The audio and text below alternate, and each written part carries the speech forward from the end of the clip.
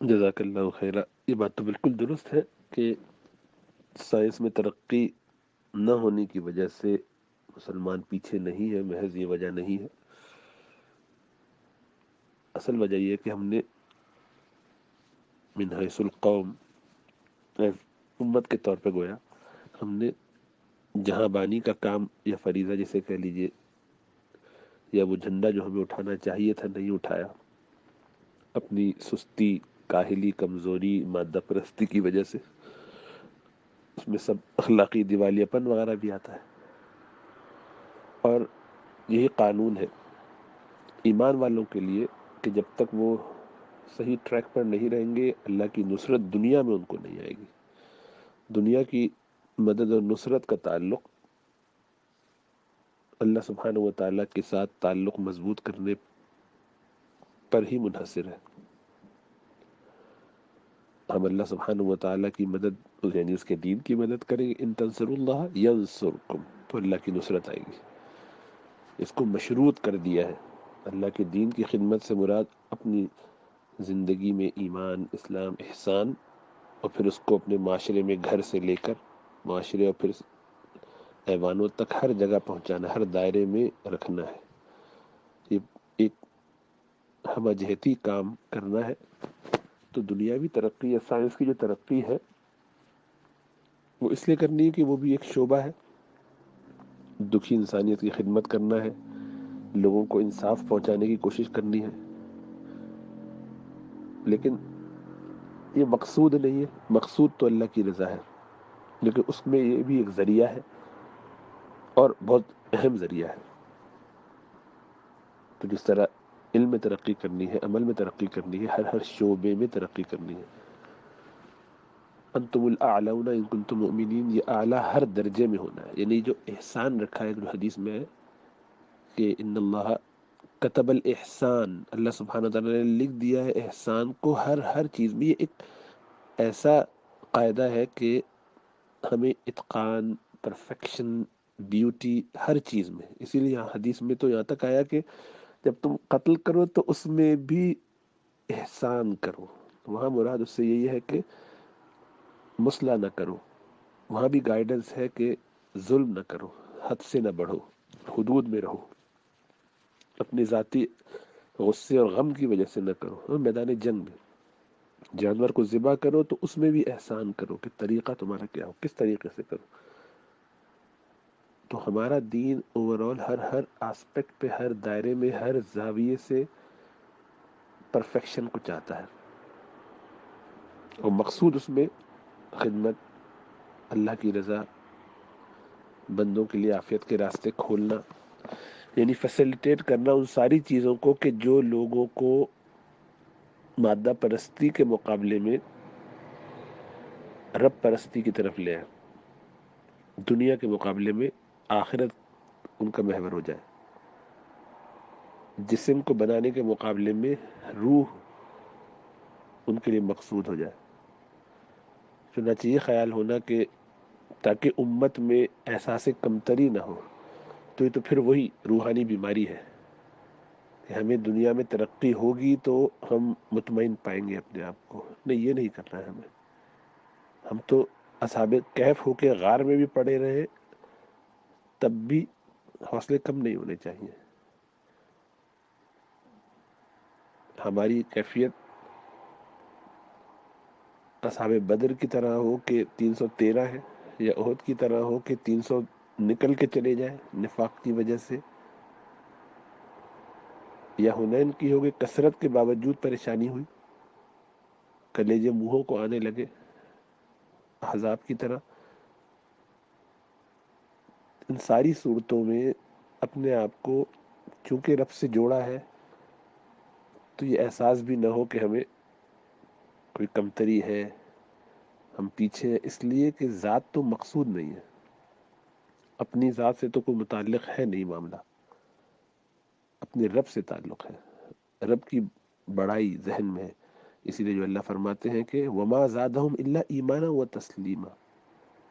یہ احزاب والے دن جب لوگ پریشان ہو رہے تھے کہ ہمیں تو قضاء حاجت کے لیے جانے میں مشکل ہو رہی ہے، ہم تو قیصر و کسریٰ کے خواب دیکھ رہے تھے، تو منافقین کا کیا کہنا تھا؟ یہی پریشانی کا اظہار تھا. اور ایمان والے کیا کہتے ہیں؟ اللہ فرماتے کہ ان کے ایمان ہاں ہم سے یہی تو وعدے ہوئے تھے کہ ایسے امتحانات آئیں گے اور اس میں ثابت قدمی. اسی لیے جب حرام بن ملحان کو لگتا ہے خنجر اور نیزہ پیچھے سے اور وہ آگے سے نکل جاتا ہے بالکل میدے کی طرف اور اس خون کا فوارہ چھوٹتا ہے تو اس کو ہاتھوں میں لیتے اور ملتے اپنے چہرے پر اور خوش ہو کے چیخ چیخ کے کہہ رہے ہیں کہ فستو ورب الکعبہ، کہ میں کامیاب ہو گیا کعبے کے رب کی قسم. تو یہاں تو احساس کمتری کیا، یہ تو ایسا عجیب و غریب اعتماد ہے کہ کوڑے کھا رہے ہیں اور احد احد نکل رہا ہے. کھولتے ہوئے کڑھائی میں اس کے سامنے ایک مظلوم کو ڈال دیا جاتا ہے اور اب ان کی باری ہے. ابو حذافہ رضی اللہ تعالیٰ عنہ اطمینان سے کھڑے، لرزتے نہیں ہیں. آنکھ سے قطرہ جاری ہوتا ہے تو بلا لیتا ہے عیسائی بادشاہ کہ کیا مسئلہ ہے سیدنا عمر کے زمانے میں کہ بھئی تم گھبرا گئے. نہیں گھبرایا تو نہیں، افسوس یہ کہ تم مجھے اس میں ڈال دو گے میں تحلیل ہو جاؤں گا منٹوں میں. ایسی تو 100 جانیں ہوتی اور اللہ کے رسول صلی اللہ علیہ وسلم کے نام پہ قربان ہوتی، اللہ کے دین کے لیے قربان ہوتی، اللہ کے لیے قربان ہوتی. تو کہتے ہیں کہ تم ادھر آؤ میرے پاس، بڑے عجیب و غریب آدمی ہو. میں تم کو چھوڑ دوں گا اگر تم اتنا کر لو کہ میرے ماتھے پہ بوسہ دے دو، کہ تھوڑا سا تو جھکو. اس وقت عبداللہ بن حذافہ السہمی رضی اللہ تعالیٰ عنہ نے ایک اور پیشکش کی کہ میرے سارے ساتھیوں کو بھی چھوڑ دو گے؟ یہ دھوکے سے پکڑے گئے تھے ایک ایکسپیڈیشن پہ جاتے ہوئے. کہاں سب کو چھوڑ دوں گا. چلو یہ اس لیے بھی قبول ہے، کچھ تو تمہاری طرف سے لچک آئے. تم تو تمہارے بارے میں جو سنا تھا، تم لوگوں کے بارے میں جو سنا تھا، میں تو حیران ہوں کہ کیسے لوگ ہو تم لوگ کہ تمہارے سامنے جیل سے قیدی کے نکال کے ڈال دیے گئے کھولتے ہوئے تیل میں اور تم اس کو دیکھ کے بھی نہیں رہ رہے ہو اور تمہاری باری تھی. تو اگر تم اتنا کر دو تو بھی میں تمہیں چھوڑ دوں گا. کہا میں سب لوگوں کو چھوڑوں گا. ہاں سب کو چھوڑ دوں گا. چنانچہ یہی ہوا. ماتھے پر اس کے بوسہ دے کر تمام لوگوں کو بچا کے لے گئے. اللہ کے رسول صلی اللہ علیہ وسلم کے خلیفہ سیدنا عمر فاروق کا زمانہ ہے اور عمر فاروق کو جب اطلاع ملی تو اس قدر خوش ہوئے، فرمایا کہ ہر شخص کے لیے ضروری ہے کہ یہاں سے گزرے نماز کے بعد اور عبداللہ بن حذافہ کے ماتھے پر بوسہ دے کے گزرے. سب کو اس کام پہ لگا دیا کہ ایسی قدر کی، اتنے لوگوں کو بچا کے لے گئے حکمت سے، سمجھداری سے. لیکن ایمان متزلزل نہیں تھا. کیسا ایمان تھا. تو احساس کمتری کا تو تصور نہیں ہے. یہ الگ بات ہے کہ ہاں عام لوگ، کمزور لوگ ہیں، ان کو یہ ساری چیزیں چاہیے. ہم سب کمزور ہیں تو ہم اپنی، لیکن ایز اے کانسیپٹ ہمارے ذہن میں یہ نہیں آنا چاہیے کہ ہم اس لیے کام کر رہے ہیں، کیونکہ یہ وجہ غلط ہے. اس لیے کام کریں گے تو اخلاص کبھی پیدا ہی نہیں ہوگا اور ہماری ترقی نہیں ہو سکے گی. ہمیں تو کام کرنا ہے محض اللہ کی رضا کے لیے اور لگے رہنا ہے.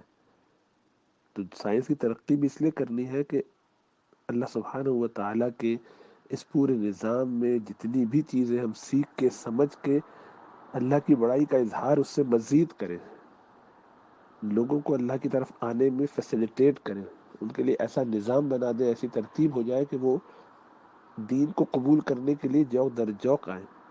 وہ خود طلب کے ساتھ اسلام کو اڈاپٹ کرنے کے والے بنے. اور وہ ایسے ہی ہوگا کہ جب ہم ہر شعبے کے اندر ایکسلنس رکھیں گے. تو اتقان ہر فیلڈ میں، مہارت ہر فیلڈ میں چاہیے، لیکن مقصود وہ فیلڈ نہیں ہو، وہ پریشانی دور کرنا نہ ہو، ذہنی طور پر اپنے آپ کو فرسٹریشن اور ڈپریشن سے نکالنا نہ ہو، بلکہ مقصود جو ہے خلق خدا کی خدمت، اللہ کی بڑائی، کبریائی. اسی لیے فللہ الحمد، اللہ کے لیے حمد ہے شروع میں بھی اور آخر میں بھی، من قبل و من بعد. تو اللہ کو گلوریفائی کرنا ہے اصل میں، اپنے اعمال سے، اپنی حرکات سے، اپنی گفتار سے، اپنی چال ڈھال سے، اور ہر طریقے میں نبی کی سنت کو اس طرح سے جما دینا ہے کہ دیکھنے والا کہے گا یہ ہے امتی، یہ ہے اللہ کا بندہ. تو گویا ان کے لیے آسانیاں ہو جائیں. اللہ ہم سب کو سمجھ اور شعور عطا فرمائے.